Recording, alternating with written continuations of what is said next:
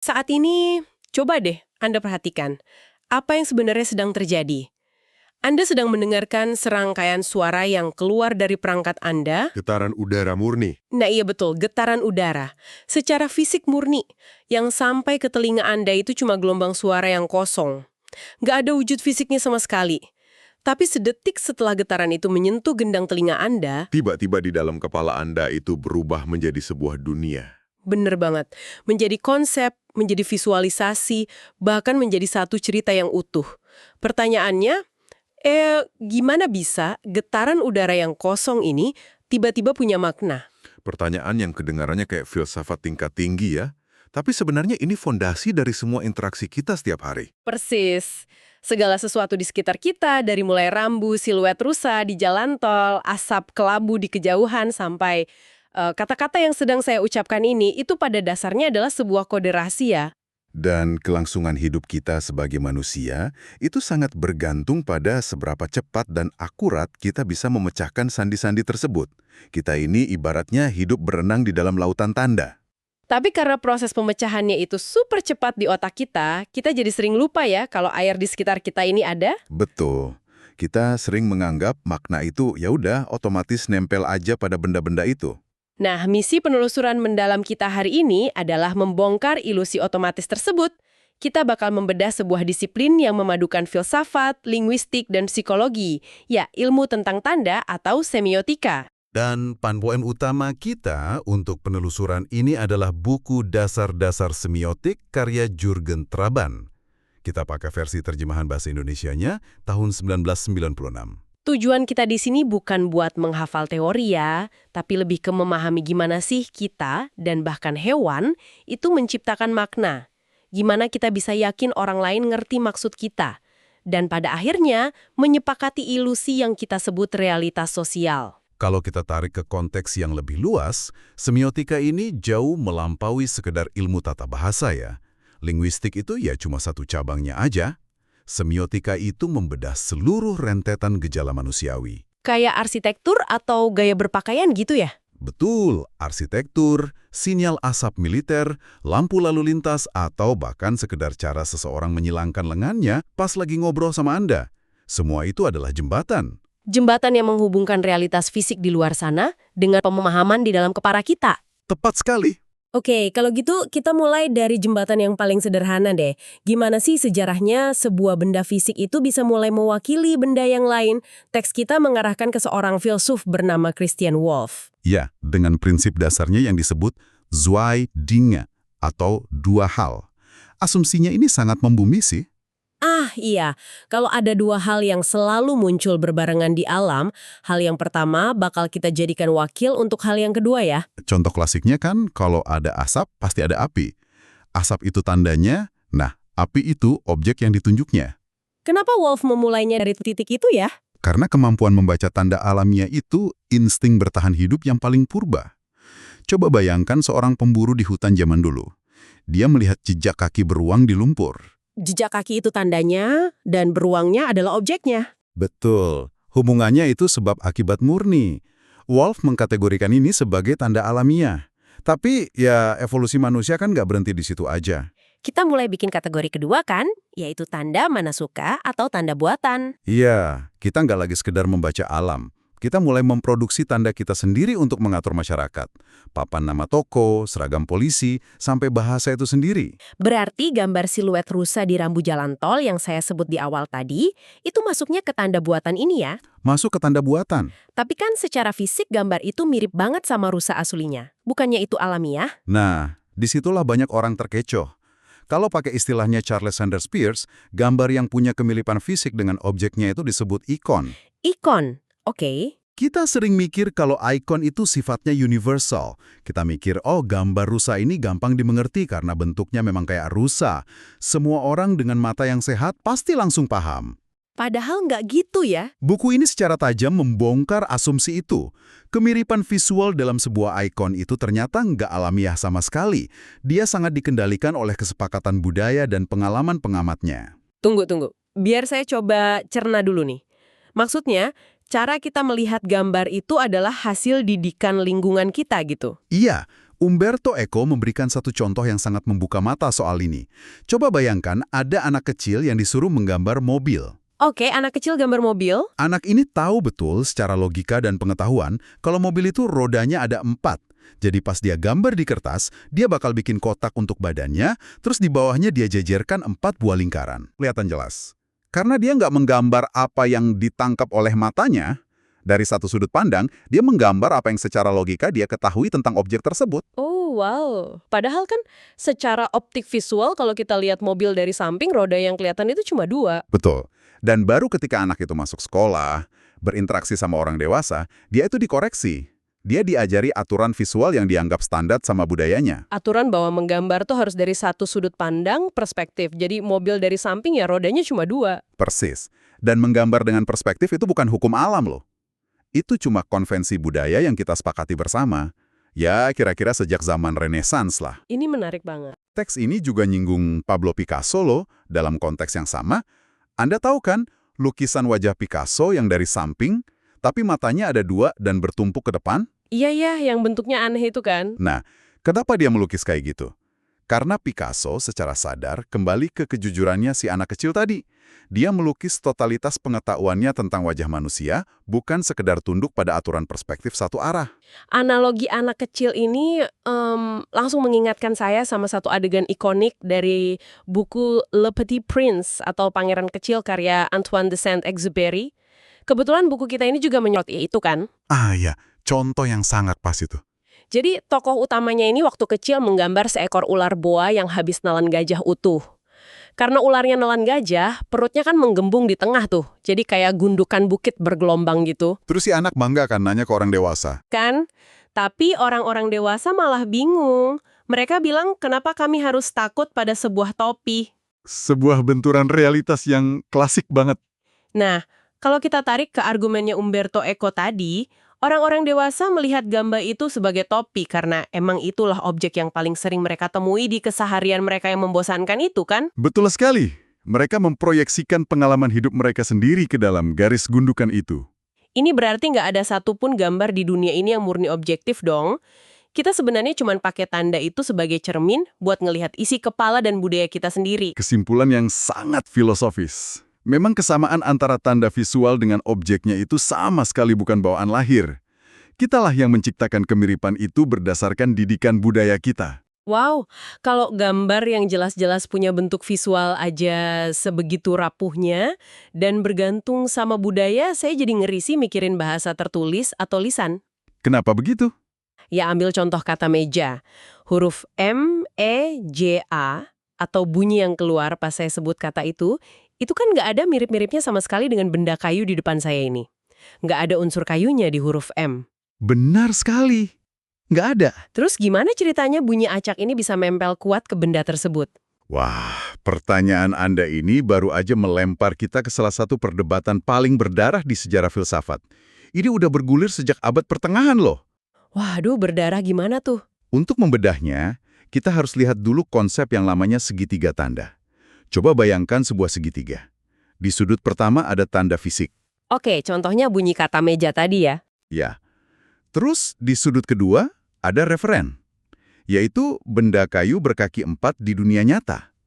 Nah, di puncak segitiga ini ada konsep atau ide tentang meja. Tanda, referen, konsep.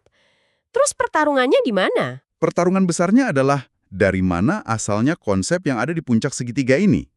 Ada 2 kubu besar yang berdebat.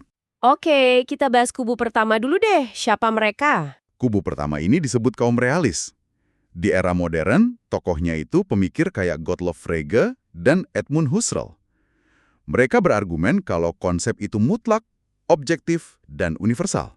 Universal gimana maksudnya? Maksudnya, konsep tentang meja atau kebenaran itu eksis dengan sendirinya di suatu tempat ideal. Terlepas dari ada atau enggaknya manusia yang mikirin hal itu. Tunggu. Kok agak ekstrim ya? Kenapa mereka butuh konsep yang absolut banget kayak gitu? Karena di era itu, kalau makna cuma dianggap sebagai ciptaan pikiran manusia yang gampang berubah, mereka takut fondasi ilmu pengetahuan, matematika, bahkan teologi itu bakal runtuh. Oh, saya paham. Mereka butuh semacam sauh atau jangkar yang kuat buat nahan realitas biar nggak berantakan ya. Tepat. Tapi ya, membayangkan ada konsep universal yang melayang-layang di udara gitu, memang agak sulit dipercaya sih buat manusia modern. Setuju.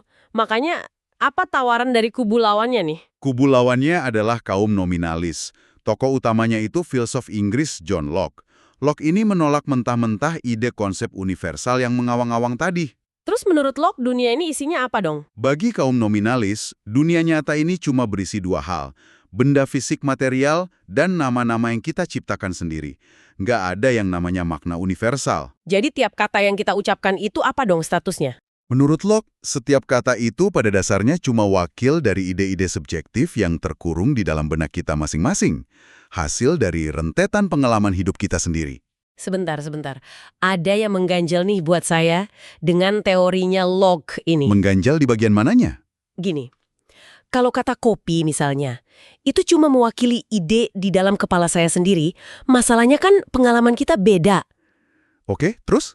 Kalau saya sebut kopi, yang muncul di kepala saya itu warung kopi pinggir jalan, gelas kaca kecil, ada asap rokoknya. Tapi kalau saya bilang kopi ke Anda, mungkin yang di kepala Anda itu frappuccino dingin di kafe mewah. Sangat mungkin. Nah, kalau setiap orang benar-benar terisolasi di dalam pengalaman subjektifnya masing-masing, bukannya komunikasi itu sebenarnya cuma ilusi ya? Kita ini kan cuma saling nebak-nebak aja, dan kebetulan tebakannya sering nyerempet bener. Pandangan Anda itu langsung menusuk ke titik paling lemah dari nominalisme ekstrem loh. Paradoks ini dikenal sebagai masalah solipsisme, bahwa kita sendirian di dalam pikiran kita. Wah, berarti Locke gagal dong jelasin komunikasi. Locke sendiri akhirnya nyadar ada lubang besar di teorinya ini. Kalau bahasa cuma sekedar proyektor dari bioskop pribadi di kepala masing-masing orang, ya masyarakat nggak bakal bisa ngebangun peradaban dong. Terus gimana solusinya biar kita nggak gila sendirian di dalam kepala kita? Solusi yang kemudian berkembang adalah ide di dalam kepala kita itu ternyata nggak murni individual. Ide tersebut adalah sebuah ide sosial. Ide sosial. Maksudnya ide kita itu diseragamkan gitu sama lingkungan? Kurang lebih begitu. Pas Anda dan saya tumbuh dewasa, kita kan ngelewatin ribuan jam interaksi tuh. Di situ komunitas kita pelan-pelan ngelatih kita, ngoreksi kita. Sampai akhirnya ide pribadi tentang kopi tadi punya irisan makna yang cukup besar buat kita pakai komunikasi sehari-hari ya. Benar. Makna itu distandarisasi oleh kebiasaan, historis, dan praktik di dalam masyarakat. Kita bisa saling ngerti ya karena kita tunduk pada tradisi sosial yang sama. Pemahaman bahwa makna bersandar pada kesepakatan sosial inilah yang kayaknya jadi pintu masuk buat tokoh raksasa berikutnya di buku ini ya. Ferdinand de Saussure. Nah, iya. Kalau masalah utamanya adalah gimana kita bisa punya aturan sosial yang ajak biar nggak salah paham, Saussure ini datang bawa buku undang-undangnya. Saussure ini kan memicu revolusi besar banget di linguistik ya. Sangat besar. Dia memindahkan kajian tanda dari perdebatan benda fisik versus isi kepala, murni ke ranah sosiologi dan psikologi sosial. Dia bilang, buat bisa komunikasi, kita butuh sebuah matriks. Matriks, dia ngebelah fenomena bahasa jadi dua lapisan besar kan, lange dan parol. Betul, lange dan parole. Biar gampang, saya mau coba pakai analogi modern nih buat nguji pemahaman saya soal lange dan parole ini. Boleh ya? Silakan. Apakah lange itu ibarat kode pemrograman atau sistem operasi dasar di balik aplikasi chat kayak WhatsApp? Kita kan nggak bisa lihat kodenya tuh. Tapi kode itulah yang nentuin aturan mainnya. Huruf apa aja yang ada, gimana pesan dikirim. Iya, masuk akal. Terus parolenya? Sementara parole itu adalah pesan-pesan teks yang unik, acak, dan jumlahnya nggak terhingga yang Anda dan saya ketik tiap hari di aplikasi itu. Kita bebas ngetik apa aja, tapi kita mutlak harus tunduk sama aturan aplikasinya. Gimana, pas nggak? Itu analogi yang pas banget. Lange itu sistem kolektif tak terlihat yang diwariskan masyarakat ke kita, sifatnya pasif, dan ada di otak semua penutur bahasa. Sedangkan parole itu tindakan aktifnya ya. Pengucapan individual kita hari ini, detik ini. Persis. Tanpa Langway sebagai sistem operasi dasarnya, pesan WhatsApp yang Anda kirim ya cuma bakal jadi deretan karakter acak yang nggak bisa dipahami sama penerimanya. Saya paham sekarang. Dan kalau nggak salah ingat, Saussure juga merombak total definisi tentang tanda itu sendiri kan di dalam matriksnya ini? Perombakannya radikal banget. Di tingkat sistem atau Langway, Saussure bilang kalau sebuah tanda itu bukan kombinasi antara kata dan benda nyata. Terus apa dong? Tanda itu cuma kesatuan psikologis dari dua elemen di dalam otak, yaitu signifian atau lambang bunyinya, citra suara di kepala kita, dan signifie atau konsepnya. Signifian dan signifie. Iya, dia menganalogikan ini kayak selembar kertas. Signifian itu bagian depannya, dan signifie itu bagian belakangnya. Jadi kalau saya robek bagian depan kertasnya, ya bagian belakangnya otomatis ikut sobek dong. Keduanya terikat dalam satu material yang sama. Benar. Anda nggak bisa mikirin bunyi kata meja tanpa seketika memanggil konsep meja itu sendiri. Keduanya direkatkan sama hukum sosial di otak kita. Tunggu sebentar deh. Kalau Saussure ngerumusin tanda itu cuma sebagai hubungan antara bunyi di kepala dan konsep di kepala, Iya, benda aslinya di mana? Kayu berkaki 4 tempat saya naruh kopi tadi posisinya di mana dalam teori ini? Apa Saussure benar-benar ngebuang dunia fisik dari persamaannya? dia ngebuangnya secara total. Model Saussure ini nggak punya ruang sama sekali untuk referen atau benda fisik nyata. Bukannya ini justru bikin teorinya rapuh banget ya? Rapuh bagaimana maksud Anda? Mana bahasa bisa bereaksi terhadap dunia nyata? Oh, saya paham arahnya. Kalau ada penemuan teknologi baru, dari mana datangnya kata baru kalau sistemnya udah kaku gitu? Teori ini tuh seolah-olah ngurung kita di perpustakaan raksasa, tapi kita dilarang buka jendela buat ngelihat keluar. Kritik Anda itu sangat sejalan loh dengan keluhan banyak ahli linguistik setelah eranya Saussure, dan teks kita ini juga terbuka membedah kelemahan fatal itu. Oh ya? Apa penyebabnya Saussure bisa se-ekstrem itu? Saussure itu sangat dipengaruhi sama sosiolog Emile Durkheim. Durkheim ini melihat masyarakat sebagai struktur monolitik yang mendikte individu dari atas ke bawah. Jadi individu cuma pion aja gitu? Akibatnya begitu, Saussure jadi menganaktirikan parole, tindakan individu yang hidup, berkeringat, dan berinteraksi dengan benda fisik. Dia gagal menjelasin dialektika alamiahnya. Bahwa meskipun sistem ngatur individu, tapi tindakan nyata manusianya itulah yang pada akhirnya menggeser dan ngubah sistem itu seiring waktu kan? Betul sekali. Bahasa kan berkembang karena dipakai. Nah, ketidakpuasan terhadap teori Saussure yang terlalu psikologis dan terputus dari realitas inilah yang akhirnya ngelahirin gelombang baru. Dan di sini fokus kita bergeser melintasi samudra nih, ke tradisi ilmu pengetahuan Anglo-Saxon di Amerika.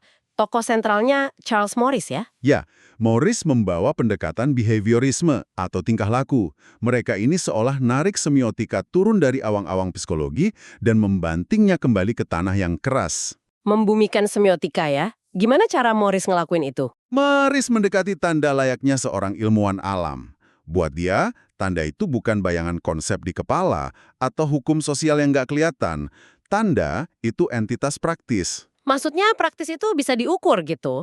Betul, tanda adalah stimulus fisik yang memicu respons tingkah laku yang bisa diamati dan diukur. Pergeseran ini yang bikin Morris bisa memperluas semiotika, nggak cuma monopoli manusia, tapi juga mencakup dunia hewan. Dia nyebutnya semiotik hewan. Ini kayak eksperimen klasik pada anjing itu bukan sih? Persis, Morris ngasih contoh anjing yang udah dikondisikan. Tiap kali bel bunyi, anjing itu langsung lari ke tempat makanannya. Bunyi bel itu tandanya ya, stimulusnya. Dan lari ke tempat makan itu reaksinya. Tepat, anjing itu kan nggak duduk diam dulu merenungkan konsep sosial dari makanan. Dia langsung bertindak secara fisik.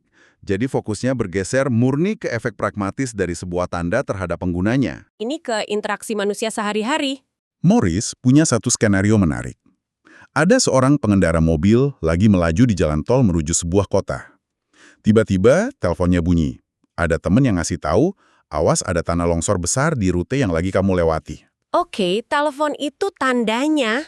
Terus apa reaksinya? Mendengar rangkaian kata itu, si pengendara langsung memutar kemudi, keluar dari jalan tol dan nyari rute memutar. Nah, di sini Morris mencatat sesuatu yang menurut saya krusial banget buat era modern kita nih. Apa itu? Temen yang nekan telepon tadi, itu kan bisa aja dia salah info. Atau lebih parah lagi dia sengaja bohong buat ngerjain si pengendara. Tanah longsornya itu secara fisik bisa aja nggak ada kan? Sangat mungkin. Terus? Tapi karena si pengendara mendengar tanda peringatan itu, dia tetap memutar balik mobilnya. Tindakan fisiknya tetap terjadi. Analisis yang sangat tajam. Dan itulah alasannya kenapa dalam kerangka kerjanya, Morris memisahkan dengan tegas antara interpretan dan denotatum. Boleh dijelaskan bedanya? Interpretan itu adalah reaksi perilaku yang dipicu oleh tanda, sedangkan denotatum itu objek benda atau kejadian nyata yang dirujuknya. Dalam kasus tadi, interpretannya muter balik, denotatumnya ya si longsor itu. Ini bikin saya kepikiran soal fenomena hoax di grup WhatsApp keluarga atau media sosial zaman sekarang loh. Wah, contoh yang sangat relevan. Gimana tuh? Sering kan ada pesan berantai yang bilang, awas bahan pokok X bakal habis besok pagi. Objek aslinya, si denotatumnya, itu mungkin fiktif. Nggak ada kelangkaan sama sekali di pasar. Tapi pesannya tetap menyebar ya? Iya, pesan atau tanda itu tetap berhasil memicu interpretasi yang masif banget. Ribuan orang secara fisik keluar rumah, antri di supermarket, dan ngelakuin panic buying. Tindakan fisiknya 100% nyata dan bisa diamati ya? Betul, padahal realitas di balik tanda itu kosong melompong. Morris nyadarin kita kalau fungsi utama tanda itu seringkali bukan buat merepresentasikan kebenaran, tapi buat menggerakkan tindakan. Tepat sekali. Morris berhasil menarik semiotika keluar dari urusan apakah ini benar atau salah secara filosofis. Dia membawanya ke ranah apa sih dampak nyata dari tanda ini terhadap perilaku organisme di dunia? Pendekatan ini ngasih kita alat ukur yang konkret banget soal kekuatan komunikasi. Wow, kalau kita tarik mundur sejenak dan ngelihat lintasan sesi deep dive kita hari ini, perjalanannya luar biasa ya. Sangat padat dan mencerahkan. Kita mulai dari naluri primitif melihat asap sebagai tanda api ala Wolf. Terus kita disadarin oleh Eko kalau gambar serealistis apapun sebenarnya cuma produk didikan budaya kita. Lalu kita masuk ke arena pertarungan isi kepala bareng Locke ya. Iya, yang nyadarin kita pentingnya kesepakatan sosial biar kita nggak gila sendirian di dalam pikiran kita. Terus Saussure datang nawarin matriks bahasa yang sayangnya agak ngebuang dunia fisik. Sampai akhirnya Morris ngebawa kita napak ke bumi lagi, mengingatkan kalau tanda itu pada akhirnya adalah pelatuk yang menggerakkan tubuh dan perilaku kita sehari-hari. Perjalanan gagasan yang benar-benar memperlihatkan betapa matinya kita berusaha memahami alat yang kita pakai buat memahami dunia itu sendiri. Bener banget. Nah, sebagai penutup diskusi ini, ada satu pemikiran nggak nih dari teks yang bisa kita bawa pulang untuk direnungkan? Ada satu poin yang sangat layak direnungkan. Pas ngebahas kelemahan Saussure yang anggap bahasa cuma sebagai lang, semacam gudang tanda yang kaku, muncul bantang kuat dari ahli linguistik, Noam Chomsky. Noam Chomsky ya.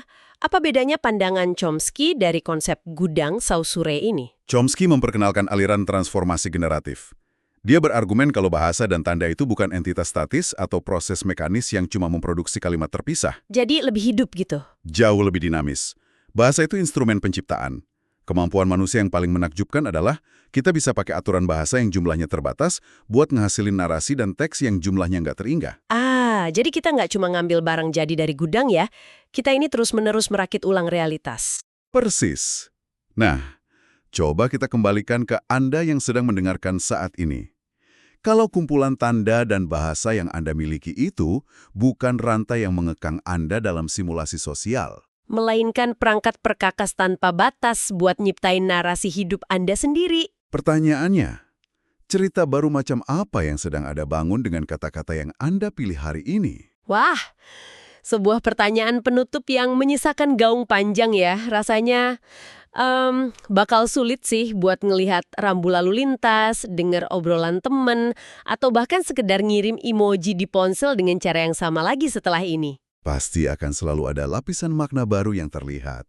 Pasti. Terima kasih banyak untuk Anda yang udah nemenin kami ngurai jalinan kode-kode penyusun realitas dalam eksplorasi kali ini. Teruslah mempertanyakan makna di balik hal-hal yang kelihatan biasa di sekitar Anda. Dan sampai jumpa di penelusuran pikiran kita yang berikutnya.